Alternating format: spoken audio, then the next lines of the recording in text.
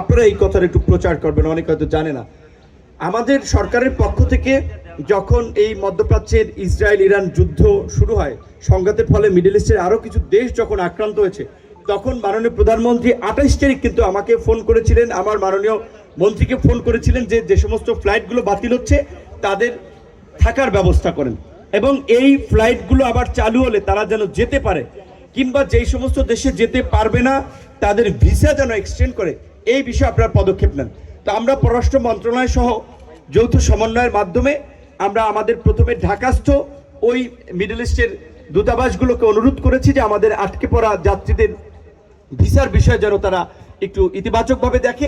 আমাদের ওই দেশের দূতাবাসগুলোকে আমরা বলেছি, এবং আলহামদুলিল্লাহ ইতিমধ্যেই 4টি দেশ, কুয়েত, কাতার, সংযুক্ত আরব আমিরাত, বাহরাইন, ইতিমধ্যে এই 4টি দেশ আপনার 1 মাস মানে এই মাসের 31 তারিখ পর্যন্ত ভিসা মেয়াদ বর্ধিত করেছে। কিন্তু কেউ যদি আবেদন না করে ভিসার মেয়াদ বৃদ্ধির জন্য, তাহলে তারটা কিন্তু হবে না, সে কিন্তু বঞ্চিত হবে। সুতরাং আপনাদেরও মাধ্যমে আমি এটা জানিয়ে দিচ্ছি যে আপনারা যারা এই ফ্লাইট বিপর্যয়ের কারণে কিংবা সংকটের কারণে যেতে পারেন নাই, তারা এক হচ্ছে আপনাদের কফিল বা মালিক বা যে সমস্ত প্রতিষ্ঠানে আপনি কাজ করেন তাদের মাধ্যমে আপনারা ভিসার মেয়াদ বর্ধিত করার জন্য আবেদন করবেন, অথবা আমাদের প্রবাসী কল্যাণ ও বৈদেশিক কর্মসংস্থান মন্ত্রণালয়ের যে ওয়েজানার্স বোর্ড রয়েছে নিচে রিসিপশনে গেলেই আপনাদেরকে বলে দিবে যে আপনাদের এই কাজের জন্য কোথায় যেতে হবে, সেখানে গিয়ে আপনারা আবেদন করবেন যে আপনাদের ভিসার মেয়াদ বৃদ্ধি করা এই সংকটের কারণে। কিন্তু আপনারা যদি আবেদন না করেন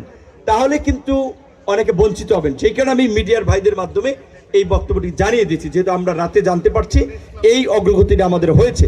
4টা দেশের পাশাপাশি ওমান কিংবা আরও যেই দেশগুলো আছে অ্যাফেক্টেড, তাদের যদি ভিসার মেয়াদ আমরা বর্ধিত করতে পারি আমরা সেই চেষ্টাটি চালিয়ে যাব।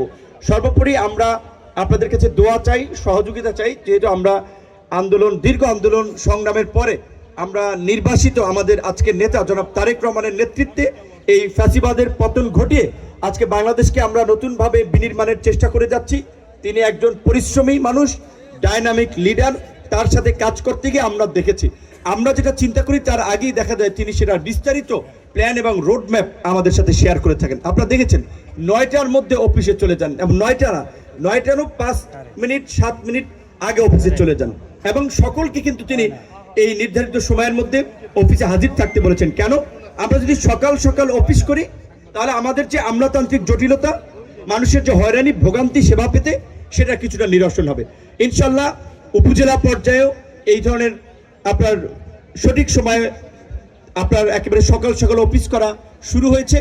মুন্সিগঞ্জের 2টো সমস্যা যেটা রতন ভাইয়ের সাথে আলাপ করে আমরাও জানতে পেরেছি, স্থানীয় মাননীয় সংসদ সদস্য হিসেবে তিনি এই বিষয়ে তো পদক্ষেপ নেবেনই, ইউনো সাহেব, ওসি সাহেব তাকে সহযোগিতা করবেন, আমরা আমাদের জায়গা থেকে সহযোগিতা করব। যে অবৈধভাবে বিভিন্ন জায়গা থেকে বালু উত্তোলনের ফলে, বালু কাটার ফলে অনেক মানুষের সমস্যা হচ্ছে, এই অবৈধ বালু কাটা এটা বন্ধ করতে হবে। এটা মাননীয় সংসদ সদস্য এই বিষয়ে আশা করি ব্যবস্থা নেবেন। এবং মাদকের ভয়াবহ সারা দেশে যে বিপর্যয় সংকট শুরু হয়েছে, আপনারা দেখেছেন মাননীয় প্রধানমন্ত্রী কতটুকু নৈতিকভাবে মূল্যবোধ সম্পন্ন একটা সমাজ এবং জাতি গড়ে তোলার চিন্তা থাকলে তিনি এই কথা প্রথম ক্যাবিনেটে নির্দেশনা দিতে পারেন।